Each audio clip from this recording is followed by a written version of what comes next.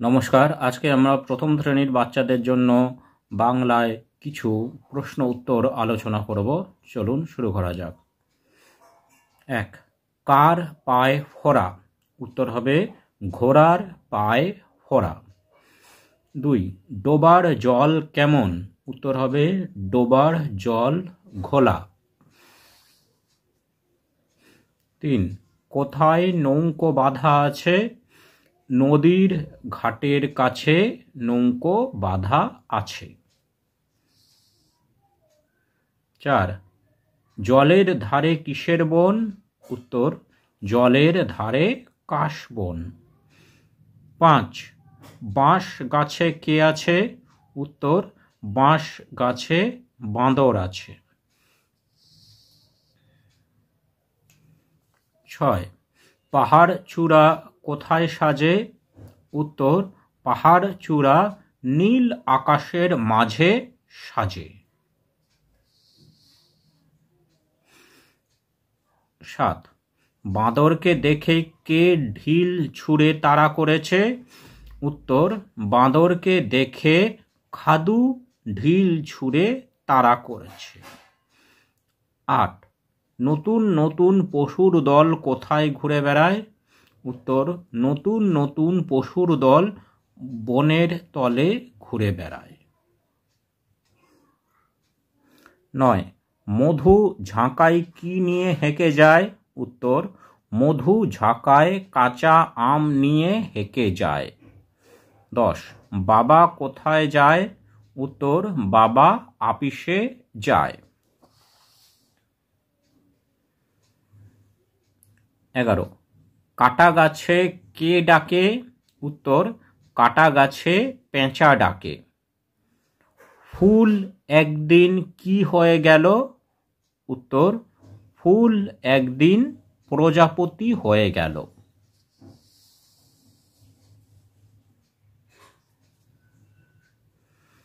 আকাশে ঝাঁকে ঝাঁকে কি উড়ে গেল? উত্তর আকাশে ঝাঁকে ঝাঁকে হাঁস উড়ে গেল।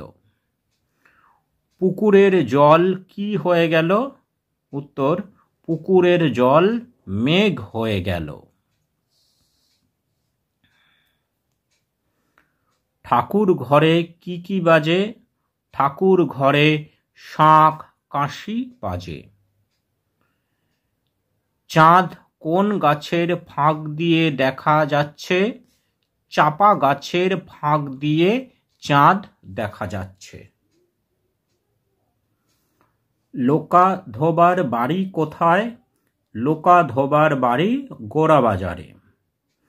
আজ কার পৈতা? শৈলর আজ পৈতা। রবি ঠাকুরের বাড়ি কোথায়? রবি ঠাকুরের বাড়ি কলকাতার জোড়াসাঁকোয়।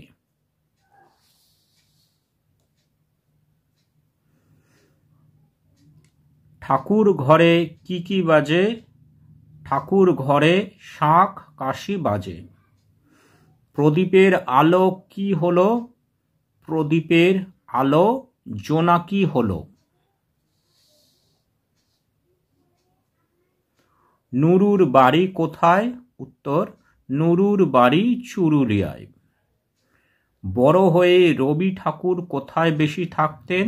উত্তর বড় হয়ে রবি ঠাকুর বোলপুরে বেশি থাকতেন। মৈনী মাসির বাবা কোথায় থাকে? উত্তর মৈনী মাসির বাবা গৈলা থাকে। নুরু বড় হয়ে কোন দলে ঢুকলো? উত্তর নুরু বড় হয়ে সেনা দলে ঢুকলো। রবি ঠাকুর ছোটবেলায় কোথায় বেড়াতে যেতেন?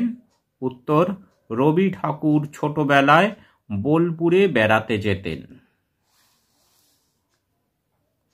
কত বছর পর নুরু বাড়ি ফিরল? উত্তর ৩ বছর পর নুরু বাড়ি ফিরল। কোন নদীর ধারে রবি ঠাকুর বেড়াতে যেতেন? উত্তর কোপাই নদীর ধারে রবি ঠাকুর বেড়াতে যেতেন। পাহাড়ে পাহাড়ে কি উড়ে বেড়ায়? উত্তর পাহাড়ে পাহাড়ে নীল ময়ূর উড়ে বেড়ায়। আবির রহমানকে কটার সময় যাওয়ার কথা বলল? উত্তর, আবির রহমানকে 5টার সময় যাওয়ার কথা বলল। ঢালু বালির পর কি ছিল? উত্তর, ঢালু বালির পর বিশাল সাগর ছিল। কয়টা ময়ূর উড়ে এলো? উত্তর, 2টো নীল ময়ূর উড়ে এলো। এবার বলেছে বিপরীত শব্দগুলি লেখো। আলো, আলোর বিপরীত হবে আধার। কাঁচা, কাঁচার বিপরীত হবে পাকা। ভালো, ভালোর বিপরীত হচ্ছে খারাপ। কাছে, কাছের বিপরীত দূরে। নতুন, নতুনের বিপরীত পুরানো। শীত, শীতের বিপরীত গরম। ভয়, ভয়ের বিপরীত সাহস। খুশি, খুশির বিপরীত দুঃখ। বড়, বড়র বিপরীত ছোট। এবার বলেছে মিলযুক্ত শব্দ লেখো, অর্থাৎ মিল হচ্ছে এমন শব্দ লিখতে হবে। বোকা, বোকার সাথে মিল হয় পোকা। রোগ, রোগের সাথে মিল হয় যোগ। মাছ, মাছের সাথে মিল হয় গাছ। কোল, কোলের সাথে মিল হয় ঝোল। বেল, বেলের সাথে মিল হয় তেল। বৈঠা, বৈঠার সাথে মিল হয় পৈঠা। এইবার এখানে বলেছে ডান দিকের সাথে বাম দিক মেলাও। বাঁ দিকে কিছু ঋতুর নাম দেওয়া আছে এবং ডান দিকে সেই ঋতুতে কি বৈশিষ্ট্য বা কি হয় সেইগুলি দেওয়া আছে, সেইগুলি আমাদেরকে মেলাতে হবে। গরম, গরমের সাথে এখানে মিলবে বিকেলে ঝড় চাপা ফুল, তাহলে এইটি মিলিয়ে দিতে হবে। শীত, শীতের সাথে এখানে মিলছে গাঁদা ফুল বড়দিন কমলা লেবু, তাহলে এটি মিলিয়ে দিতে হবে। বর্ষা, বর্ষার সাথে এখানে মিলছে ধান রোয়া পথ পিছল, তাহলে এটি মিলিয়ে দিতে হবে। শরৎ, শরতের সাথে মিলছে নীল আকাশ সাদা মেঘ শিউলি ফুল। এইবার কিছু বাংলার নদী নাম আছে এবং নামগুলোতে শূন্যস্থান আছে, সেই শূন্যস্থানগুলি আমাদের পূরণ করতে হবে। এখানে নাম আছে ক শূন্যস্থান তয়কার শূন্যস্থান, তাহলে এখানে হবে করতোয়া, করতোয়া। এখানে হবে দন্তস্ব শূন্যস্থান কয়কার তালিবস্য, তাহলে এখানে হবে সংকোষ।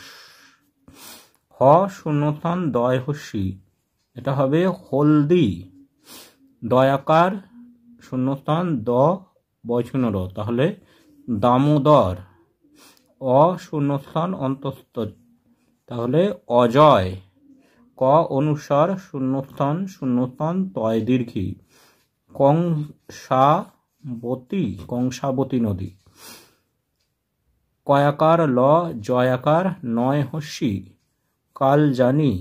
ময়াকার ত লয়াকার মাতলা। হস্যই ছয়াকার ম তয় হস্যি ইচ্ছামতি। হু গ লয় হস্যি হুগলি।